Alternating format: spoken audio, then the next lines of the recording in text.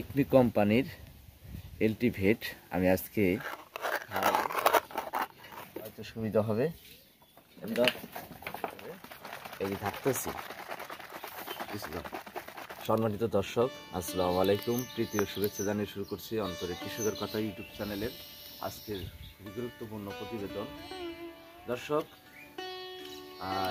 গরুকে কৃমিনাশক করার সঠিক নিয়ম এবং পদ্ধতি।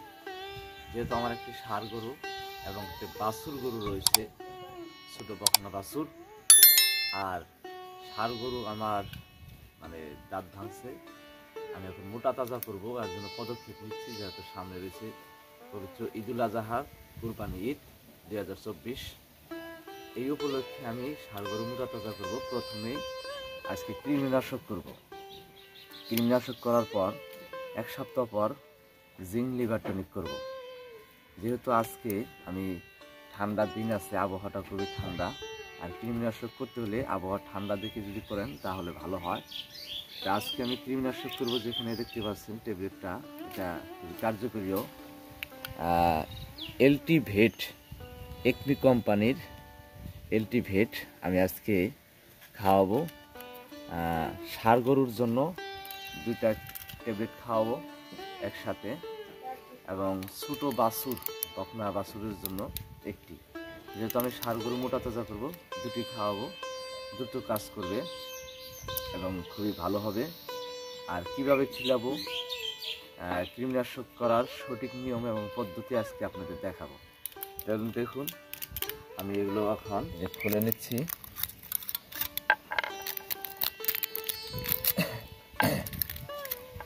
এগুলো খুলে নেওয়ার পরে এরকম একটা সিল নিবেন থাতাবার জন্য। দেখেন,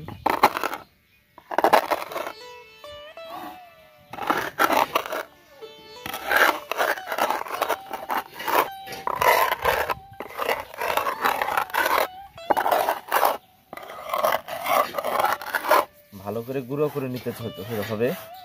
ভালো করে নিমিক্স করে ফাঁকি করে নেবেন, গুঁড়া করতে হবে।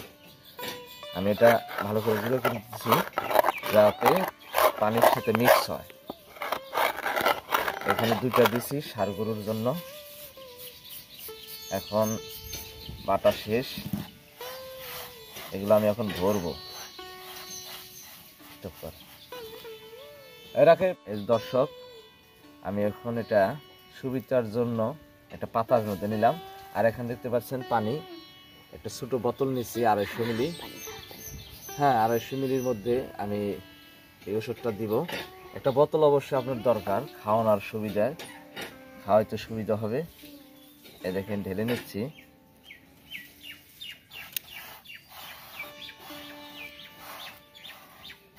সহজ পদ্ধতিতে, সহজভাবে যদি আপনি কৃমিনাশক করেন তাহলে কোনো সমস্যা নাই। তা অবশ্যই গরু মোটা তাজা করার আগে আবার আপনাকে কৃমিনাশক করতে হবে। এবং যে গরু দাঁতছে, দাতা গরু লাগবে। দাতা ছাড়া গরুকে আপনার মোটা তাজা করে কোনো লাভ নাই। যেহেতু আমার গরুটা দাঁতছে, কুরবানি ঈদ টার্গেট করে আমি মোটা তাজা করব। এই জন্য আমি আজকে কৃমিনাশক করতেছি। ঠান্ডা আবহাওয়া, ঠান্ডা দিন। হ্যাঁ, তারপরে এগুলো আমি মুখাটা লাগাই দিলাম। লাগাই দিয়ে বলে এই যে ঢাকতেছি, এই যে ঢাকতেছি, দেখুন সুন্দরভাবে ছেঁকে নিতে হবে, জানি মিক্সার হয় ভালোভাবে। হ্যাঁ, দেখেন দর্শক, একদম দুধ যেরকম সেরকমই কিন্তু সাদা হয়েছে। এবং ভালো করে মিক্সার করতে হবে, যেহেতু এখানে হয়তো মিক্সার না হতে পারে। মিক্সারটা ভালো করে করবেন।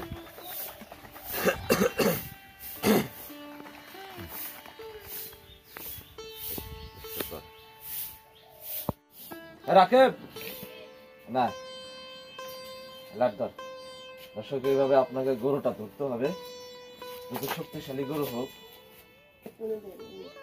সামনে গা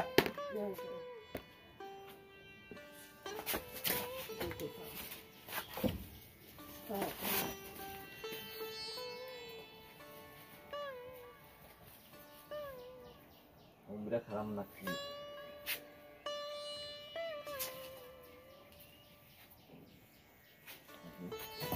এই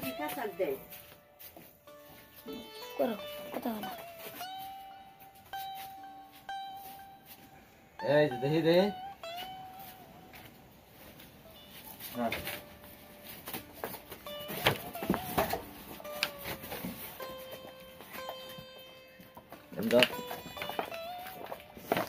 কীটনাশক করার সঠিক নিয়ম এবং পদ্ধতি আপনাদের দেখাবো, কিভাবে কীটনাশক করতে হয়। তা আপনার গরু আসলেই কীটনাশক করতে হবে যদি গরু পালন করে থাকে, ছোট হোক বড় হোক। আমি আপনাদের দেখাচ্ছি ওই পাশে আমার এই যে বকনা ছোট বাছুর, এই যে 5 মাস বয়স, এই 5 মাস বয়সের বকনা বাছুরগুলো কীটনাশক কীভাবে করতে হয় সঠিক নিয়ম এবং পদ্ধতি আমি আপনাদের দেখাবো। যেহেতু আমি এখানে নিয়েছি একটি ক্যাপসুল, এটা ভালো একটা ক্যাপসুল অ্যালবেনেসিড, এটা বাছুরের জন্য।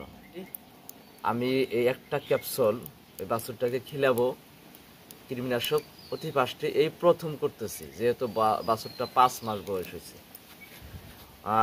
3 মাস 4 মাস বয়স হলেও কীটনাশক করা যায়, কেননা গবাদি পশু যখনই 3-4 মাস 5 মাস হয়ে যাবে তখনই কিন্তু কৃমি আক্রমণ করে। আর কৃমি এমন একটি মারাত্মক পোকা যেটা শরীরের ক্ষতি করে, রক্ত শোষণ করে নেয়, স্বাস্থ্য বাড়ায় না, গরুকে কাবু করে ফেলায়।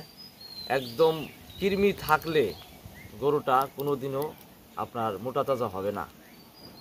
কৃমিনাশক করতে হবে অবশ্যই গরু যারা লালন পালন করেন, ছোট হোক বড় হোক, সকল ধরনের গরুকে কৃমিনাশক করতে হবে। নিয়ম হচ্ছে 3 মাস পরে পরে।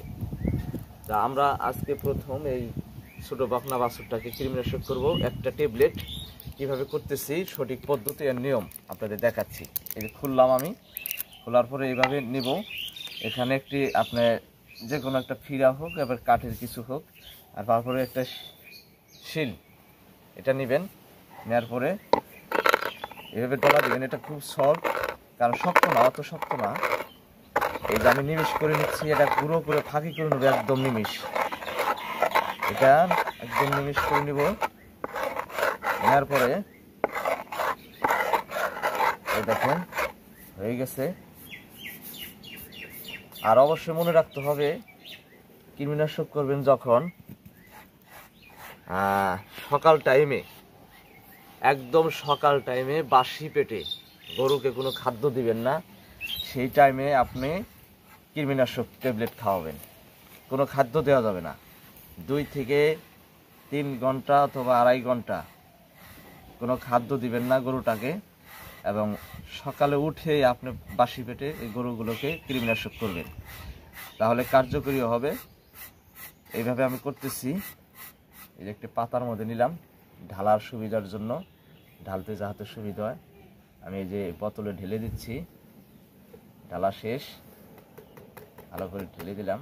তারপরে আমি এইভাবে এখন মুখাটা লাগাবো। মুখাটা লাগার পরে ঝাঁকিতে নিচ্ছি। যেহেতু ছোটো বাছুর একটা খিলাবো, পানি একটু কম দিছি, 250 মিলি দিই নাই, 250 মিলির কম আছে, অর্ধেক দিছি, অর্ধেক বোতল পানি, 250 মিলির অর্ধেক। ঝাঁকি দিবেন ভালোভাবে যাতে গরুটা না থাকে, পানির সাথে মিক্সার হয়, গরুটার পেটে অতি সহজে চলে যেয়ে পানিটা কার্যকরী হয়। দর্শক, আরেকটা কথা বলে থাকি আপনাদের, যে অবশ্যই যেদিন দেখবেন যে একটু ঠান্ডা আবহাওয়া রয়েছে, সেই ঠান্ডা আবহাওয়ার দিনে খাওয়ালে খুবই ভালো হয়। কেননা বেশি অতিরিক্ত তাপমাত্রা গরম থাকলে গরুটাকে খাওয়াবেন যখন, একটু গোসল ধোয়াই দিলেন, ঝাঁপাই দিলেন, গোসল ধোয়ার পরে গরুটা ঠান্ডা হলো শরীর। এই পদ্ধতি, এই নিয়মগুলো যদি আপনি মেনে চলতে পারেন তাহলে কিন্তু আপনার গরুকে ভালো রাখতে পারবেন, সুস্থ রাখতে পারবেন। আজকে ঠান্ডা ওয়েদার, বাতাস আছে এবং ঠান্ডা আবহাওয়া আমি খাওয়াচ্ছি। কীভাবে খাওয়াবো চলুন দেখা যায়। দর্শক, এই হচ্ছে আমার বকনা ছোট বাছুর, 5 মাস বয়স। এটাকে আমি এখন কীটনাশক করব সঠিক পদ্ধতিতে, সঠিক নিয়মে। দেখুন কিভাবে কীটনাশক করি। বিরাট একটা জিনিস।